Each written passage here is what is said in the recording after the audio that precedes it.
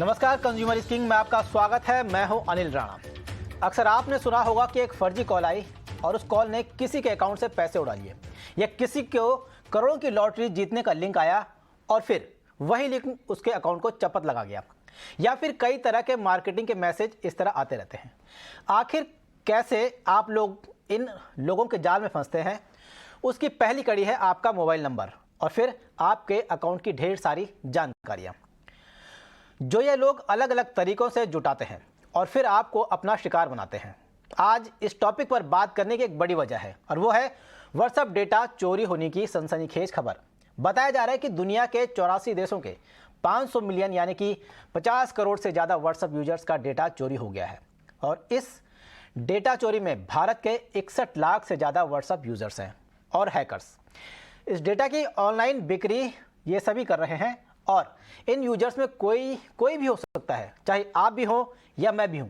इसीलिए अब हमें कैसे बचना होगा, इसी चिंता को लेकर आज का हमारा शो है, जिसमें हमारे एक्सपर्ट बताएंगे कि आखिर हमारे साथ क्या होने वाला है और आप लोगों को किस तरह से अलर्ट रहना है।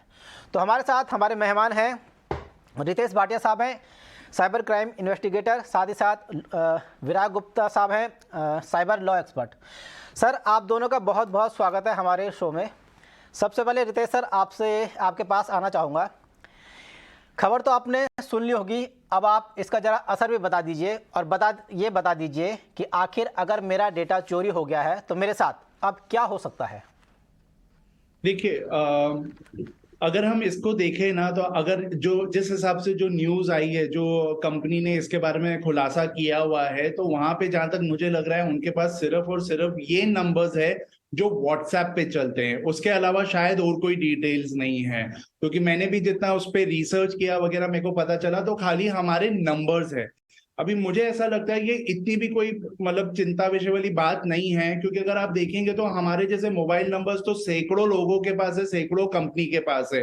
हमने जहां जहां सब्सक्राइब नहीं किया है उनके पास भी ये नंबर्स है। तो ये नंबर्स मिलना मतलब कोई बहुत बड़ी बात नहीं है।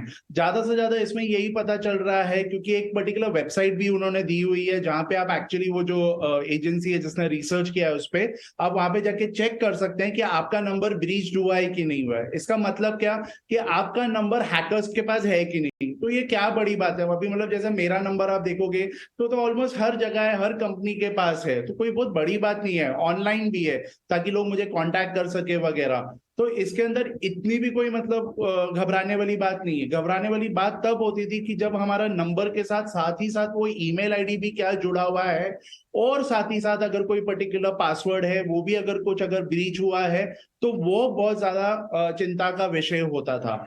अभी दूसरी चीज ये भी है, तीसरी चीज की व्हाट्सएप ने भी कहा है कि ये हमारे एंड से कोई ब्रीच नहीं हुआ है। तो ये भी हो सकता है ये स्क्रैपिंग हुआ हो। स्क्रैपिंग के अंदर क्या करते हैं, उसके अंदर ये जाके चेक करते हैं कि कौन से यूजर्स व्हाट्सएप पे हैं। जैसे मान लीजिए आपने 1 से चालू किया, 99001 से, फिर 9002 से, ऐसे करके उन्होंने स्क्रैप करके वो भी चेक किया और उससे उनको एक ये मिल गया कि हाँ ये जो है डेटा ये व्हाट्सएप पे है। और अगर हम इफेक्ट्स की बात करें तो इसमें ज्यादा यही होएगा कि ठीक है, वैसे ही जो हमको एडवर्टाइजिंग आ रहे हैं, मार्केटिंग कॉल्स आ रहे हैं, वो अभी और बढ़ जाएंगे। एसएमएस की जगह थोड़े और व्हाट्सएप पे आने लग जाएंगे। That's it. रितेश सर, आपका कहना है कि सिर्फ नंबर चोरी हो गया, लेकिन एक सवाल ये उठता है कि जो ये डेटा बेचा जा रहा है, जिसकी सेल लगी हुई है, इसकी कीमत तो करोड़ों में है और ऐसे में बड़ा सवाल तो यही है कि करोड़ों में सिर्फ नंबर कैसे बांटा जाए। कुछ ना कुछ तो बात होगी। मतलब क्या बात होगी करोड़ों में, उसको क्या है यार, उसको तो ऐसा लगेगा कि चलो ठीक है मैं अरबों में भी डाल दूं। लेने वाला भी तो कोई होना चाहिए, और उसमें सेंस क्या है, कोई तुक क्या बनता है। हाँ ठीक है, ज्यादा से ज्यादा इसके अंदर ये एक तुक बन रहा है कि आपको जो नंबर्स है कंट्री स्पेसिफिक मिल रहे हैं। तो अभी जैसे 61 लाख अगर हम हमारे इंडिया का ही देखें तो 61 लाख व्हाट्सएप नंबर्स आपको स्पेसिफिक मिल रहे हैं। लेकिन क्या ये दिखा रहा है कि ठीक है ये वाला जो नंबर है वो रितेश भाटिया का, ये वाला जो नंबर है वो विराग गुप्ता का, या तो ये वाला नंबर इसका है, साथ ही साथ में इसके साथ ये चीज है। तो तब मतलब कोई विषय बनता है कि हाँ मैं जाके ये पर्टिकुलर चीज को खरीदूं। लेकिन अगर आपके पास खाली नाम और एक वो नंबर है, इतनी कोई बड़ी बात नहीं है। मैं आपको बता रहा हूँ वर्स कम वर्स इसके अंदर इतना ही रहने वाला है कि वो जो मार्केटिंग जैसे जो कॉल्स आएंगे, मान लीजिए अगर नाम भी है तो आएगा dear Ritesh you have been selected for this, dear Ritesh यहाँ पे एक प्रॉपर्टी बिक रही है, डियर रितेश ऐसा ऐसा करके रहेगा। इससे ज्यादा मैं जैसे यही बोल रहा हूँ कि जिस हिसाब से इतना वो जो फैली हुई है आग की, अरे व्हाट्सएप ब्रीच हो गया है, तो मैं इसे ब्रीच नहीं कहूंगा। चिराग साहब, आपसे समझना चाहेंगे कि क्या जो ये चोरी हुई है, जिस तरह की खबर है, क्या वाकई में बहुत गंभीर है, या जैसे रितेश बता रहे हैं कि बहुत ज़्यादा इसको गंभीरता से लेने की ज़रूरत नहीं है? कि वो जो बातें बोल रहे हैं उनसे सहमत होने के बावजूद भी मैं असहमत हूं। इसको इस तरीके से समझें कि ये एक रॉ मटेरियल बिक रहा है और इस रॉ मटेरियल की प्रोसेसिंग के बाद वो जो एक भयानक तरीके के अपराध होंगे जिनको कि हम साइबर आतंकवाद की श्रेणी में रख सकते हैं। जैसे ड्रग्स होता है, तो ड्रग्स होती है जो उसके पौधे होते हैं वो अपने आप में कोई बहुत ज्यादा वो नहीं होते हैं, लेकिन जब उसको प्रोसेस करते जाते हैं तो जो खतरनाक किस्म के ड्रग्स बनते हैं, इसी तरीके से डेटा होता है। तो डेटा एक जगह से एक डेटा लिया, एक जगह से एक डेटा लिया, और उसको जब सब मिला करके जब अपराधियों के हाथ में वो डेटा का जब पूरा बंदोबस्त आता है तो वो पूरे समाज के लिए, देश के लिए, लोगों के लिए खतरनाक होता है। अब ये क्यों चिंताजनक है? 3 कारण हैं। पहला कि जिस व्यक्ति ने डेटा को, ये हैक नहीं बोलना है, स्क्रैपिंग कर रहे हैं, और ऐसा व्हाट्सएप का कहना है कि इस तरह के 400 ऐप्स काम कर रहे हैं, क्योंकि एक का डेटा ये पता चल रहा है क्योंकि वो खुलेआम नीलामी कर रहा है और भारत हो या अंतर्राष्ट्रीय समुदाय उसके खिलाफ कुछ भी नहीं कर पा रहा है। ये पहली चिंता की बात है। दूसरी चिंता की बात यह है कि मेटा विश्व का सबसे बड़ा प्लेटफॉर्म है जिसका कि व्हाट्सएप हिस्सा है। इसके पहले भी उनके फेसबुक में लगभग 60 करोड़ लोगों के डेटा के पासवर्ड कंप्रोमाइज होने की बात आई थी। तो इन बड़ी कंपनियों के डेटा सुरक्षित नहीं है। वो भले बोले कि हमारे यहाँ से डेटा लीक नहीं हुआ है, लेकिन ये पिछले 7 सालों से मेटा की तीनों कंपनियां गैर कानूनी तरीके से डेटा का इंटीग्रेशन कर रही हैं, डेटा की नीलामी कर रही हैं, और ये जाहिर होता है कि चोरी उनके यहाँ से हुई हो या कहीं और से हुई हो, पर लोगों का डेटा चोरी हुआ है। तीसरी बात कि भारत में अभी तक डेटा प्रोटेक्शन कानून नहीं बना, और ड्राफ्ट कानून में जो 4% टर्नओवर के जुर्माने की लिमिट थी वो हटा दी गई है, जबकि यूरोपियन यूनियन में इन चीजों को बहुत खतरनाक तरीके से देखा जाता है और 10% तक जुर्माने का उनके यहाँ पर प्रावधान है। यूरोपियन यूनियन में अभी मेटा कंपनी के ऊपर 2 बड़े जुर्माना लगाए हैं। एक उन्होंने लगाया $19 मिलियन का, और एक उन्होंने लगाया है लगभग $400 मिलियन का, जहां पर बच्चों के रिलेटेड इंस्टाग्राम में गड़बड़ी हुई है। तो भारत में रेमेडी नहीं है। प्रश्न इस बात का नहीं है कि गंभीर अपराध कभी दिखते ही नहीं है, क्योंकि इनके बेसिस पे कितने तरह के अपराधियों को बढ़ावा मिलेगा, ये साइबर अपराधियों के लिए प्रारंभिक खुराक है, और मैं इसको चिंताजनक मानता हूं। और इसके लिए भारत समेत अंतर्राष्ट्रीय समुदाय को सख्त से सख्त कदम उठाना चाहिए कि जो कंपनियां डेटा लेती हैं वो सुरक्षित रखें, और अगर सुरक्षित नहीं रख सकती हैं तो उनके खिलाफ दंड की व्यवस्था होने के साथ उनका प्रोसिक्यूशन भी होना चाहिए। विराग सर, इसी में एक चीज़ और ये समझना चाहूँगा कि जो ये चोरी हो गई है, मान लिया कितना भी डाटा चुराया, चाहे नंबर चुराया, चाहे कुछ भी चुराया हो, आखिर इसमें सबसे पहली जो बड़ी लापरवाही और बड़ी जिम्मेदारी, जो गुनहगार है, मान लीजिए गुनहगार आप किसे ठहराएंगे? ये कंपनियों को, या कुछ और इसके जो थर्ड पार्टी जेंडर है या कुछ और ऐप्स हैं? सारे लोग गुनहगार हैं, और इसको करने के लिए वर्तमान प्रकरण की बजाय पुराने प्रकरणों को देखना चाहिए। कैम्ब्रिज एनालिटिका का मामला हुआ था फेसबुक में, और अमेरिका के चुनावों को प्रभावित करने की कोशिश की गई थी, जिसमें कि ट्रंप के चुनाव भी थे। भारत के चुनावों को भी प्रभावित करने की कोशिश की गई थी। भारत में अभी चुनाव हो रहे हैं, और हमें नहीं मालूम है कि भारत का सिर्फ 60 लाख डेटा चोरी हुआ है कि 6 करोड़ डेटा चोरी हुआ है, क्योंकि भारत विश्व में व्हाट्सएप का सबसे बड़ा एक उपभोक्ताओं वाला देश है, क्योंकि व्हाट्सएप तो इस बात को रिजेक्ट कर रहा है कि हमारा डेटा चोरी नहीं हुआ। तो भारत का कितना डेटा चोरी हुआ किसी को नहीं पता है। और जो आग लगने वाली बात कह रहे हैं, मैं तो दुर्भाग्य से इतने सारे अखबार पढ़ता हूं, मुझे किसी अखबार में प्रोमिनेंट खबर नहीं मिली। जब देश का हर दूसरा आदमी व्हाट्सएप इस्तेमाल कर रहा है और उनको पता भी नहीं कि उनका डेटा चोरी हो गया, तो ये जो है कल के दिन ये डेटा और ईमेल अगर मिल जाए, इस डेटा के पासवर्ड के साथ अगर तालमेल बैठ जाए, तो कितने बड़े पैमाने पर आर्थिक अपराध हो सकते हैं। सरकार इनका इस्तेमाल करती है, बैंकिंग संस्थान इनका इस्तेमाल करते हैं। तो मैं समझता हूं कि ये सिर्फ ये दर्शाता है कि ये कंपनियां जो दावा करती हैं कि हमारा डेटा पूरी तरह से सुरक्षित है, वो दावा पूरी तरह से खोखला है। इन कंपनियों को अपना बंदोबस्त बनाने के साथ, लोगों को भी अपनी जागरूकता बढ़ाने के साथ, सरकार को भी सख्त कदम उठाना पड़ेगा, क्योंकि जो नए डेटा प्रोटेक्शन कानून का जो मसौदा आया है उसमें लोगों को किसी तरीके से रिलीफ की कोई गुंजाइश ही नहीं है। सरकार उसमें कदम उठाएगी, बोर्ड उसमें कदम उठाएगा, लेकिन लोगों का डेटा अगर कंप्रोमाइज हो गया है, लोगों को नुकसान हुआ है, तो कैसे पता चलेगा कि वो आदमी उसकी क्षतिपूर्ति कैसे करेगा? और भारत में जब क्लास एक्शन सूट के बारे में भी कोई अभी विशेष कानूनी प्रावधान और प्रक्रिया नहीं है। बिल्कुल। रितेश सर, आपने सुना विराग सर को किस तरह से बता रहे हैं कि हो सकता है गंभीर हो और हमें लापरवाही नहीं करनी चाहिए। तो आप ये बताइए, आपसे ये समझना चाहने की कोशिश करूँगा कि अब हमें क्या करना चाहिए और किस तरह से आगे के लिए अलर्ट रहना चाहिए। देखिए, मैं आपके शो पे इसके पहले भी बहुत बार आ चुका हूं और मैं हमेशा बोलता हूं कि अभी है ना, ये बस हो गया है कि हम यूजर्स को अवेयर करने की बात करें। हर टाइम हम जिम्मेवारी है ना यूजर्स पे डालते हैं कि हमने क्या करना चाहिए। हम ये प्रकार का, जैसे आपने विराग सर से पूछा कि मतलब ये जिम्मेवारी किसकी आती है, मैं आपको बोलूंगा हाल फिलहाल जिम्मेवारी गवर्नमेंट की भी आती है, क्योंकि गवर्नमेंट क्या कर रहा है इनको डंडा मारने के लिए। बहुत जरूरी है कि अगर, क्योंकि अभी ऐसा नहीं कह रहा हूं कि हाँ ये एकदम कंप्लीटली रेगुलेटेड रहना चाहिए, लेकिन एक बात ये भी है कि अगर ये इतना बड़ा चीज आप लोग जैसे मान रहे हैं इसको अगर है, या तो इसके पहले भी अभी ट्विटर का हुआ है, बहुत सारे लोगों का हुआ है, तो गवर्नमेंट का क्या एक्शन हो रहा है, गवर्नमेंट क्या कर रहा है इनको कुछ बताने के लिए। विराग जी ने भी बोला कि जो डेटा प्रोटेक्शन बिल है, अगर आप वो नवा वाला भी देखेंगे तो एकदम ही ड्रिल डाउन वर्जन है। पहले वाला जितना स्ट्रांग था, अभी ये उतना ही मतलब कमजोर है। ऐसा लगता है कि मतलब बहुत ज्यादा लॉबिंग का प्रेशर था यूएस का, कि जिसके कारण ये इतना मतलब ऐसा डेटा प्रोटेक्शन बिल निकाला है। वो मतलब आप सोचिए 99 सेक्शन से कहां हम सिर्फ 36 पे आ चुके हैं इसके अंदर। तो मैं यूजर्स को तो सिर्फ एक ही चीज कहना चाहूंगा कि जैसे आपके घर में आपका एक मतलब जैसे जो एक लॉक लगा रहता है, साथ में आप एक और ताला भी लगाते हो आपके कुंडी पे, दो तो हमेशा ही रहता है जब भी आप घर के बाहर निकलते हो, तो वैसे ही आपके हर ऐप पे, हर डिवाइस पे आपके दो ऐसे लॉक होने चाहिए। पहला है जैसे आपके पास जो व्हाट्सएप है उस पर आपके वो ओटीपी आता है, आप इंस्टॉल करते हो, लेकिन उसके अंदर एक और चीज है जिसको कहते हैं हम टू स्टेप वेरिफिकेशन।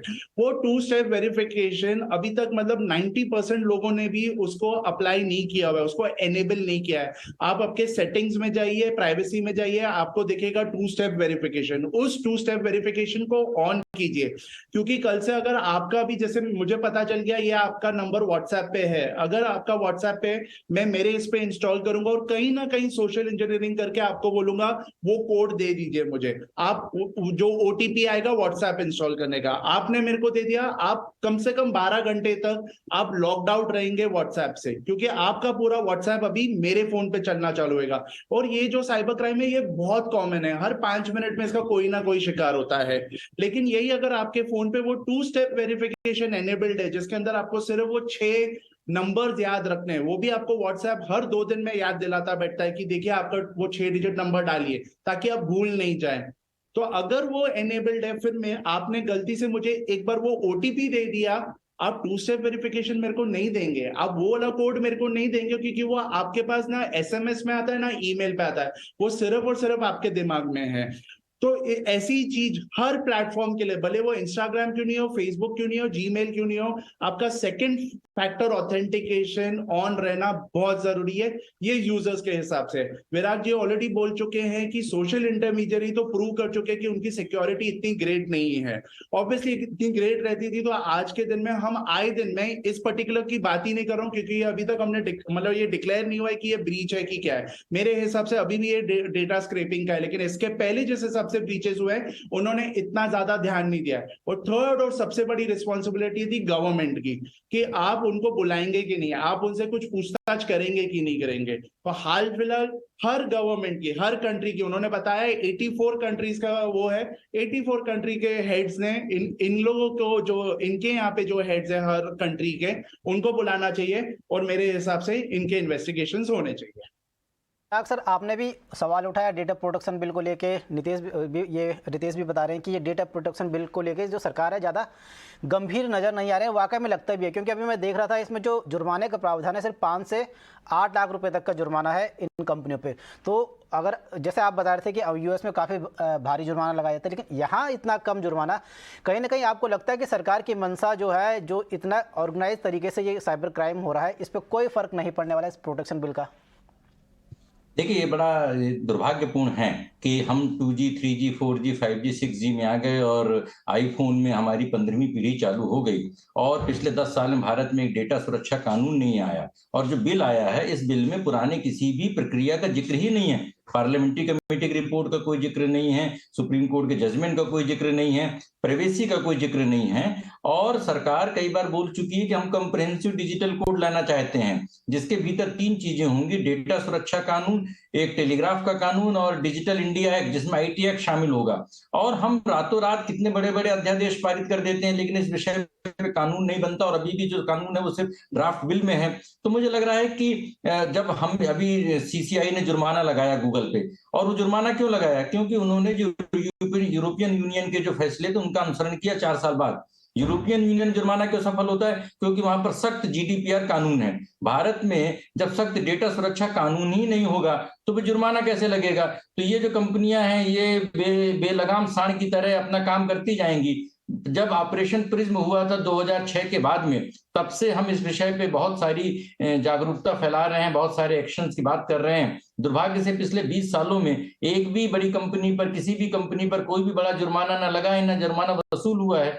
तो ये एक लोगों को, इन बड़ी कंपनियों को ये है कि वो कुछ भी करेंगे, कैसे भी करेंगे और जो उपभोक्ता है वो एक इनकी जिस तरह से नशे का शिकार लोग होते हैं, तो कंज्यूमर्स भी नशे का शिकार हैं। आपके पास चॉइस ज्यादा नहीं है। मैं रितेश जी से सहमत हूं कि जागरूकता होनी चाहिए, लोगों को सावधानी बरतनी चाहिए, लेकिन सावधानी कैसे बरतें जबकि चॉइस ही नहीं है आपके पास। उन ऐप्स के जो उनकी शर्तें हैं, उन शर्तों को मानने के अलावा कोई चारा है नहीं। तो या तो आप डिजिटल का इस्तेमाल करें या डिजिटल का इस्तेमाल नहीं करें, और डिजिटल का इस्तेमाल करने के बाद आप एक उस दुनिया में चले जाते हैं जहां पर कि आपकी कोई सुरक्षा नहीं है, और सरकार तो सुरक्षा के लिए बनाई गई है। तो सरकार पूरी तरह से लोगों की साइबर सुरक्षा करने में विफल हो रही है। कोई भी भारत में इस बारे में पिछले 10-12 सालों में कोई भी अच्छा कानून नियम नहीं बने हैं। ये एक बड़ी दुर्भाग्य की बात है। इसकी वजह से बड़े पैमाने पर आर्थिक क्षति होने के साथ लोगों को अपराध का शिकार होना पड़ रहा है, और लोगों से उम्मीद नहीं की जा सकती है,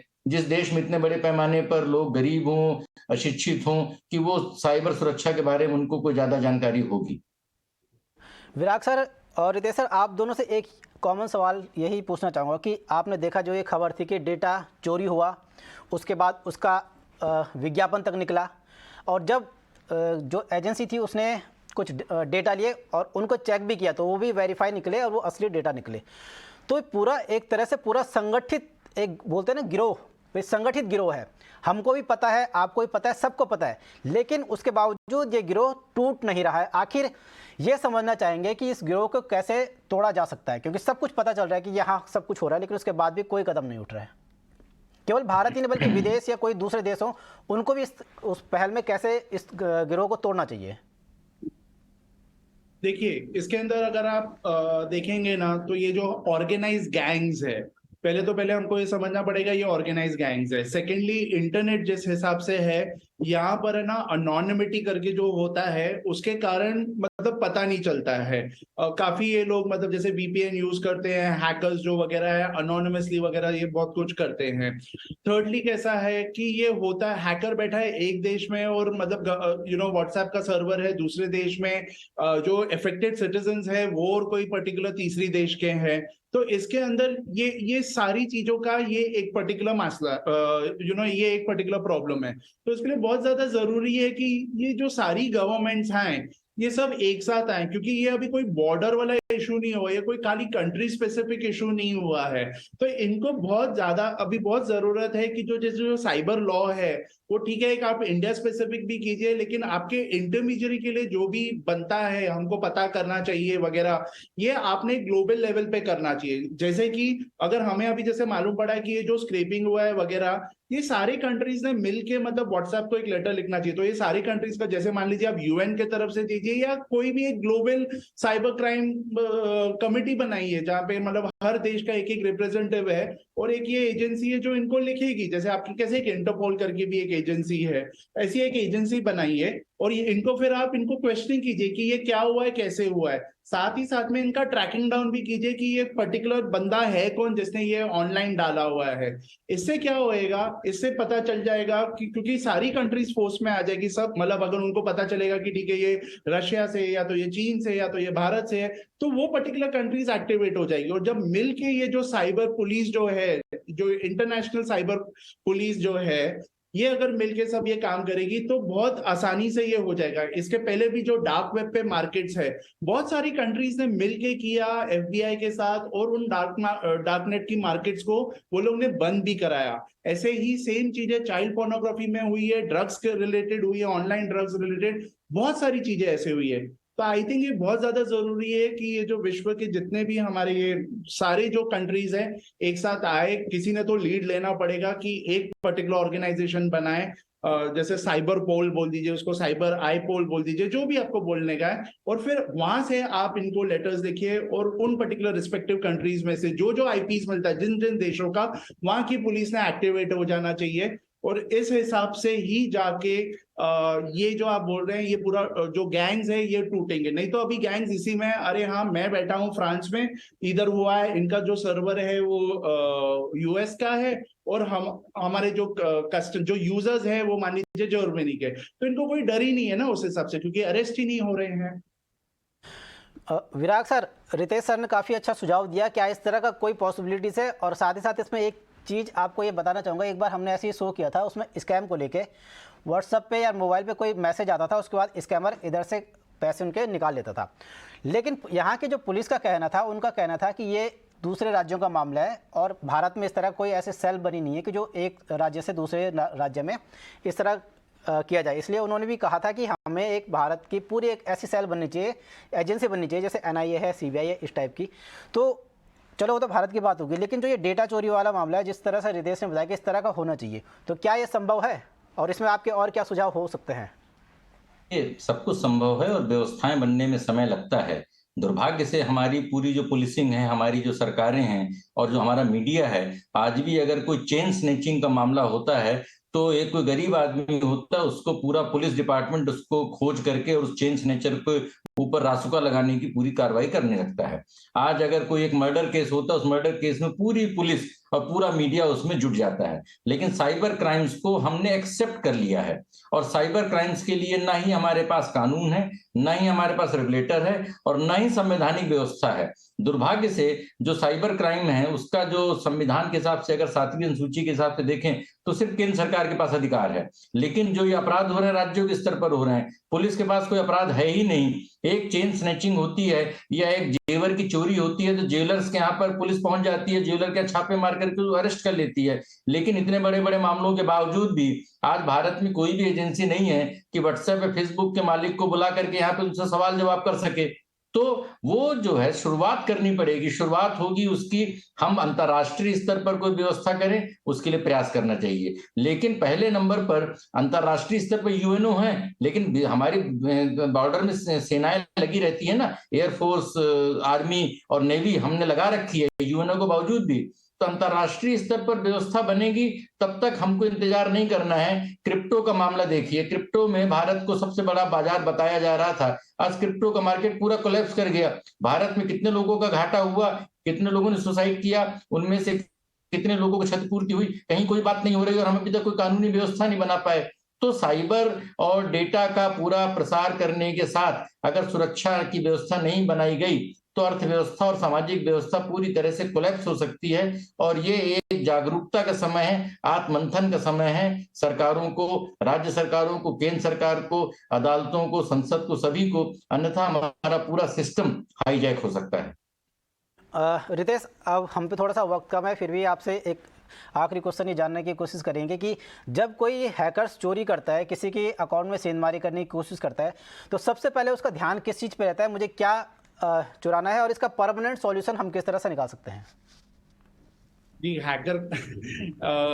हैकर का तो एक ही चीज पे रहता है और उसको तो चाहिए पैसा बेसिकली। तो वो तो उस हिसाब से सारा काम करेगा कि जिसमें से वो पैसा निकाल पाए। और अगर आप देखोगे तो क्योंकि हम अभी अपने देश की बातें कर रहे हैं हाल फिलहाल, तो आप ये देखिए कि जो इलेक्ट्रिसिटी स्कैम है वो कितना ज्यादा हो रहा है। उल्टा आपके ही शो पे हमने वो इलेक्ट्रिसिटी स्कैम का पूरा एक डेमो भी दिखाया था। तो यहाँ पे हमको ये चीज समझनी पड़ेगी कि जो ट्रस्ट है ना, ये ऑनलाइन के माध्यम में मत रखिए आप। ऐसे करके मतलब ट्रस्ट करके कोई चीज ही नहीं है ऑनलाइन में। आपको कोई भी फोन कर रहा है, कोई भी मैसेज कर रहा है और आप उस पर विश्वास कर दोगे कि रात के 9:30 इलेक्ट्रिसिटी जा रही है, या तो आप केबीसी में जीत गए हैं, या तो मतलब वो बता रहा है कि वो एक लड़का है जो आपसे शादी करने में इंटरेस्टेड है। ये सबका सबको मतलब वेरीफाई करना जरूरी है। अगर कोई एक टूल है जो आपके बहुत काम में आ सकता है, वो बहुत सबसे जबरदस्त ऐप अगर कोई है तो वो एक ही है, और वो है वेरीफाई करने का। आप हर चीज को वेरीफाई कीजिए। अगर आप वेरीफाई नहीं करोगे तो आप इस झांसे में फंसने वाले हो। फिर बाद में भले आप कितनी भी अवेयरनेस कर ले, मीडिया कितना भी पेपर में डाल दे, या गवर्नमेंट भी कितनी भी अवेयरनेस क्रिएट कर ले, वेरीफाई करना मेरे हिसाब से हमारा फर्ज है, अवेयरनेस हो या नहीं हो। क्योंकि रोज क्राइम बदलते जा रहे हैं, रोज उनका मॉडस ऑपरेंडी बदलता जा रहा है। आप वेरीफाई कीजिए हर चीज को। कोई भी जो चीज आया विश्वास मत कीजिए उस पर। बिल्कुल। विराग सर, जाते जाते आप कोई फाइनल कमेंट देना चाहेंगे? नहीं, मेरी बस एक ही बात है कि जो ये डेटा लीक हुआ है, इस बारे में सरकार मीटा से, व्हाट्सएप से एक अधिकृत रिपोर्ट ले और इस बात की जानकारी लोगों तक पहुंचे कि कितना नुकसान हुआ है। और दूसरे नंबर पर इस पूरे मामले से सबक लेते हुए और सख्त डेटा प्रोटेक्शन कानून लाया जाए, जिसमें कम से कम कंफ्यूजन, कम से कम कॉम्प्लिकेशन हो, जिससे कि डेटा अगर अर्थव्यवस्था का आधार है तो उसका नियमन, उसकी सुरक्षा करना भी बहुत जरूरी है। ऐसा ना हो कि एक लोगों का भरोसा पूरी तरह से डगमगा जाए इस पूरे सिस्टम में। हम सभी को लोगों को ऑनलाइन पेमेंट से जोड़े दे रहे हैं। हमारी जो जनधन योजना है, आधार योजना है, जैम योजना है, उन सारी योजनाओं पर एक सवालिया निशान खड़े हो सकते हैं, क्योंकि सरकार भी अब पूरी तरीके से ये पेमेंट सिस्टम जितने हैं व्हाट्सएप से या दूसरी सारे प्लेटफॉर्म से हो रहे हैं, तो सरकार भी उस पूरी प्रक्रिया में शामिल है। अभी एम्स का डेटा अभी पूरा सर्वर हैक कर लिया गया, जिसकी वजह से एक उसको साइबर आतंकवाद की संज्ञा दी गई। 5 दिन तक उसमें अभी कामकाज ठप रहा। तो ऐसा ना हो कि जिनको अभी एक बहुत ही एक मामूली घटनाएं समझ रहे हैं, वो मामूली घटनाएं धीरे धीरे एक दावानल की तरह पूरे देश को अपने शिकंजे में ले लें। इसलिए सख्त कानून तुरंत इस संसद के अधिवेशन में, क्योंकि सरकार का कहना है कि डेटा सुरक्षा कानून पर बजट सेशन में चर्चा होगी। बजट सेशन के बाद ये आखिरी बजट सेशन होगा, उसके बाद फिर चुनावों की बात होने लगेगी। क्या पूरे पिछला 5 साल का कार्यकाल चला गया, ये 5 साल का कार्यकाल खत्म हो रहा है, लेकिन एक भी कानून नहीं बने। तो कानून बनाने के बारे में पूरी गंभीरता से कार्य करने की जरूरत है, तो डेटा कानून जो प्रोटेक्शन बिल है काफी मजबूत होना चाहिए। ये विराग सर का कमेंट है। विराग सर और रितेश सर, आप दोनों का बहुत बहुत शुक्रिया। आप लोगों ने अपनी बहुत ही इंपॉर्टेंट राय रखी। और भारत डिजिटल हो रहा है, लेकिन ये बहुत ज़्यादा खुशखबरी इसलिए नहीं मानी जा सकती। इस डिजिटल होते भारत में कई ऐसे लूप होल्स हैं जो कहीं ना कहीं एक तरह से लोगों को अपना शिकार बना रहे हैं और उसका उनको खामियाजा भुगतना पड़ रहा है। फिलहाल कंज्यूमर स्किंग में इतना ही। मुझे दीजिए इजाज़त। आप दोनों मेहमानों को एक बार फिर से बहुत बहुत शुक्रिया। धन्यवाद।